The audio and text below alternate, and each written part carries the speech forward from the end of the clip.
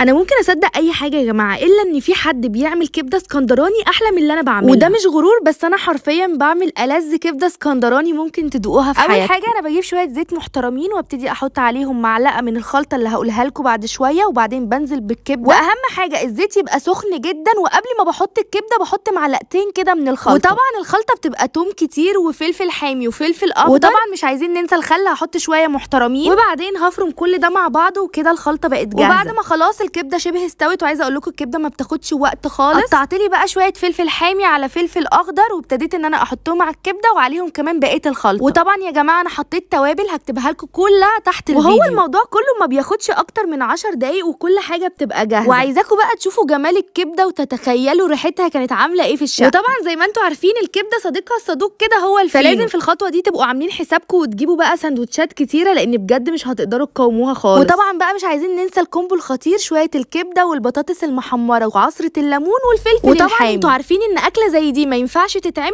الا بعد الساعه 2 بالليل.